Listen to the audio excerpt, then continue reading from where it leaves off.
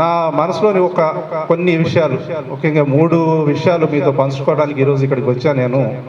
ముఖ్యంగా అన్నిటికన్నా మొదటి విషయం ఏంటంటే ఆరోగ్యం. ఇందాక మేడం నా ఇంట్రడక్షన్ చెప్తూ, నేను చిన్నప్పుడు 9 సంవత్సరాల వయసులో ఉన్నప్పుడు నన్ను కేరళలో యోగా చేశాను. అది ఒక 30 రోజులు. నాకు 9 సంవత్సరాలు, మా తమ్ముడికి 7.5 సంవత్సరాలు.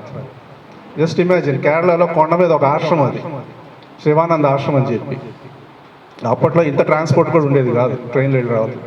అక్కడ 30 రోజులు యోగా కోర్స్ చేశాం అనమాట. ఈ రోజు కూడా ఆ రోజు నేర్చుకున్న యోగా మాకు బాగా ఉపయోగపడుతుంది. ఎందుకంటే యోగా చేసే ఏ వ్యక్తి అయినా సరే ఆరోగ్యంగా ఉండటం ఖాయం, దాంట్లో అనుమానమే లేదు.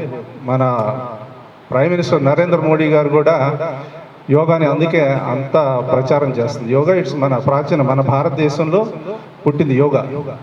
సో దాన్ని తప్పకుండా అందరూ పాటించాలి. ఆరోగ్యం ఉంటేనే మీరు ఏదైనా సాధించగలుగుతారు. జస్ట్ ఇమాజిన్, మీరు చాలా నాలెడ్జబుల్ పర్సన్స్ అనుకోండి, చాలా స్కిల్డ్, బాగా చదువుకున్నారు, మంచి ఉద్యోగం వ్యాపారం చేస్తున్నారు. ఆరోగ్యానికి బాగాలేదు, ఏమవుతుంది? You will lose everything what you have earned. So దాన్ని దృష్టిలో పెట్టుకొని, మీలో ఎంతమంది అసలు పొద్దున్న వ్యాయామం చేస్తారు? చేతులు ఎత్తండి, నిజం చెప్పండి, ఏం మొహటం లేదు. ఎంతమంది చేతులు ఎత్తండి? 1 2 3.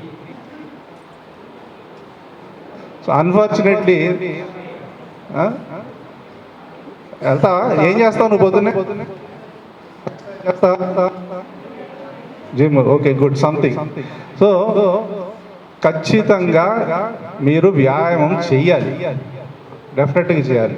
ప్రిన్సిపల్ గారిని ఈ సభను ఈ సందర్భంగా హెల్త్ పరంగా కూడా మీరు కొన్ని ఇంటరాక్టివ్ ప్రోగ్రామ్స్ కండక్ట్ చేయాలని కోరుకుంటున్నా.